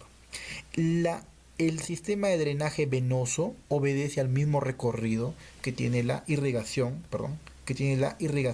arterial. Bien. Y con respecto a la parte linfática. En la parte linfática de la mama vamos a tener 2 niveles. El primer nivel de drenaje linfático está dado básicamente por un plexo superficial. Y el segundo nivel es por un plexo profundo. El plexo superficial, ¿no? Linfático de la mama, al final va a drenar sobre todo a un grupo que es el grupo axilar inferior. En cambio, el plexo profundo no. El plexo profundo fundamentalmente va a ir a 2 vías. Una, que es la vía de Grosman, y otro, que es la vía de la mamaria interna. Esas son las 2 vías del plexo profundo. Entonces, el plexo superficial drena hacia básicamente los ganglios axilares, ¿no? Axilares inferiores, y el plexo superficial, y el plexo profundo va hacia la vía de Grossman y a la vía de la mamaria interna. Estas vías son importantes porque a nosotros nos van a permitir ver dónde es el drenaje de los cánceres, del cáncer de mama en este caso, ¿no? Y de sus diferentes tipos, ¿no? Y hacia qué grupos axilares fundamentalmente van a ir. Obviamente que la vía de Grossman van a ir sobre todo a los ganglios pectorales, ¿no? En cambio, la vía de la mamaria interna va a ir a los ganglios que también son del mismo nombre, ¿no? Mamarios internos, ¿no? Bien, listo. Hay otras vías que por allí quizás puedes haberlas visto, ¿no? En la parte del pregrado, ¿no? Que es la vía de Gerota, ¿no? No te olvides, la vía de Gerota. ¿Dónde se ha visto esto, la vía de Gerota? Sobre todo cuando un cáncer de mama, ¿no? Hace metástasis de frente al mediastino, ¿no? Es decir, atraviesa el mediastino. Entonces ¿es por qué? Porque ha seguido la vía de Gerota. La vía de Gerota es una vía del mediastino, ¿no? Mediastínica. Un cáncer de mama que de frente hace infiltración a hígado, por ejemplo. En cambio, hay otra vía, ¿no? que es básicamente la vía transmamaria, y yo sé que también la has escuchado, porque la vía transmamaria es cuando te dicen, no, el cáncer de mama derecho hizo metástasis a la otra mama, ¿no? Básicamente a la mama izquierda, ¿no? Eso es básicamente una vía accesoria, ¿no? Es una vía accesoria que hace de una mama a otra mama, ¿no? Entonces, eso explicaría por qué el cáncer de mama, ¿no? De un lado se va hacia el otro lado, ¿no? De una mama izquierda a la mama derecha y viceversa, ¿no? Por la vía transmamaria. Por la vía de Gerota, el cáncer de mama va hacia la parte mediastínica, ¿no? Y las vías clásicas sobre todo son la vía de Grossman, que es la más frecuente, ¿no? Hacia la parte pectoral, ¿no? Y la vía mamaria interna, y después obviamente a la parte pulmonar, y la vía de la mamaria interna hacia los ganglios de la mamaria interna. Bien. Por último, dentro de la fisiología de la mama tenemos que el periodo denominado, ¿no?, mamogénesis hace referencia, ¿no?, al crecimiento y desarrollo de la mama. Al crecimiento y desarrollo de la mama. Es importante. Y este periodo de mamogénesis está estimulado sobre todo por las hormonas como es el estrógeno, como es la progesterona, ¿no? Los cuales van a estimular posteriormente a una hormona que se llama la prolactina, ¿no? Y esta hormona prolactina, ¿no?, que se secreta a nivel de la adenohipófisis, ¿no?, es importante porque también va a participar en última instancia en el periodo de mamogénesis. Entonces, la mamogénesis, ¿qué significa? Crecimiento y desarrollo de mama. La lactogénesis es el periodo de formación de leche materna humana, ¿no? Leche materna humana. Bien, y que está dado fundamentalmente por la hormona denominada prolactina. Bien, por la prolactina. Y el periodo de lactopoiesis es el mantenimiento de la producción de la leche materna humana, que también está dado por la prolactina, claro, porque la prolactina lo que va a hacer es no solamente forma, sino mantiene esa producción, pero esa producción está sostenida también por el estímulo, ¿no?, de la succión del pezón. Y ese estímulo de la succión del pezón hace que se estimulen las células, ¿no?, mioepiteliales, que son básicamente sensibles a una hormona que se llama la oxitocina. Entonces, la mamogénesis, crecimiento y desarrollo de mama, estimulada por estrógeno y progesterona. La lactogénesis, la prolactina, ¿no?, para la formación de la leche. Y la lactopoiesis, que es el mantenimiento de esa producción de leche, y obviamente que es también por la prolactina, pero que está asociado con la oxitocina porque ella básicamente permite, ¿no?, el estímulo o un famoso reflejo que se llama el reflejo de Ferguson. El reflejo de Ferguson, que está dado gracias a la oxitocina, ¿no?, permite el mantenimiento de esa secreción de prolactina y por ende de la lactopoiesis. Bien, entonces ahora vamos básicamente a responder las preguntas. La mama es una modificación de qué tipo de glándula habíamos dicho. Será una glándula sebácea, endocrina, paracrina. Es una glándula del tipo sudorípara, ¿no? Es una glándula sudorípara modificada, ¿no?, que se forma en la quinta semana de edad gestacional. La hormona relacionada con el desarrollo de los conductos galactóforos, ¿cuál es? Entonces, aquí como mnemotecnia también te dibujo cómo se llamaba esta porción glandular: adenómero. Y cómo se llamaba la porción, digamos, excretora, era el ducto. Entonces, este es el adenómero, ¿no? Y este es el conducto, ¿no?, o ducto. Listo. Entonces, el adenómero está compuesto, obviamente, tiene dos composiciones, superficial y profunda, pero solamente a modo esquemático. No te olvides que acá están las células que van a empezar a formar la leche, ¿no?, la prolactina, ¿no? Pero también en la parte externa vamos a encontrar entrecruzado a las células mioepiteliales, que son las células en las cuales actúa la oxitocina.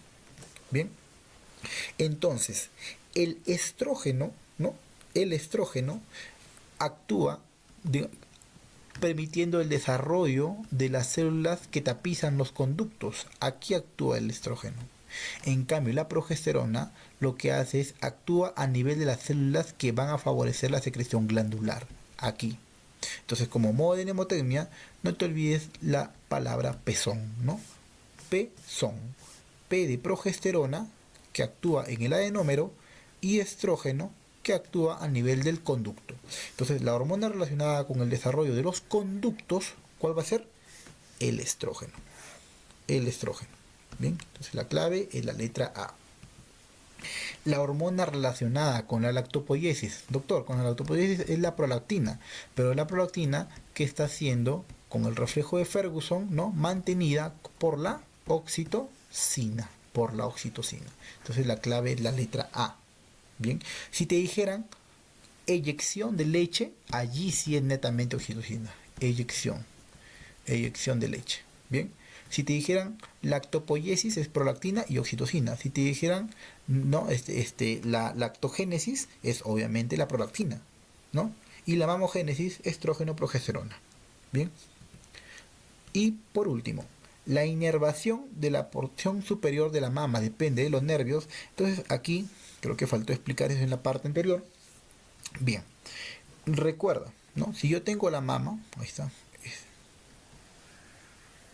con la cola de Spencer, ahí está la mama, con su pezón. Ahora vamos a ponerlo de negrito. Entonces, en la mama, nosotros vamos a encontrar, ¿no?, que la inervación de la mama tiene territorios. Este es un territorio, la porción superior. Este es otro territorio, la porción medial. Este es otro territorio, la porción lateral. Y ese es otro territorio del cuadrante superior externo y de la cola de Spencer. Bien, son 4 territorios de inervación. Bien, listo. Entonces, el territorio superior va a proceder de los nervios que están en la parte superior. ¿Y quién está acá abajo? La clavícula, o sea, los nervios supraclaviculares. Entonces, de los nervios supraclaviculares, ¿no?, sobre todo los que son de C3 y C4, es los que van a inervar la porción superior de la mama. Esto estamos hablando, esta es la mama derecha, por la cola Spencer. En la porción medial, yo voy a tener a los nervios intercostales. Bien. Y en la porción lateral también tengo a los nervios intercostales. Sin embargo, ¿cuál es la diferencia? En la porción lateral son los nervios intercostales, que son básicamente los tercer y cuarto nervio. En cambio, en la porción medial son las ramas anteriores. De los nervios intercostales y torácicos. En cambio, en la porción superior, o el cuadrante superior externo, aquí, ¿no?, la inervación básicamente es también por nervios intercostales, pero sobre todo el nervio intercostobraquial, ¿no?, que es básicamente rama de C8 con D1, ¿no? C8 con D1. Entonces la inervación de la mama depende de eso, ¿no? Arriba, supraclavicular, C3 y C4. Medial, intercostales y torácicos, las ramas anteriores. Lateral, intercostales, tercer y cuarto nervio. Y en la parte de la cola de Spencer, o cuadrante superior externo, el nervio intercostobraquial, que es rama de C8 y D1. Por ende, la porción superior, ¿de quién va a depender? De los nervios supraclaviculares C3 y C4. Bien, entonces aquí la clave es la letra A. Muy bien, hemos acabado entonces con esta primera teoría. Esperamos a ver sus preguntas para poder responderlas, pues. Bien, listo.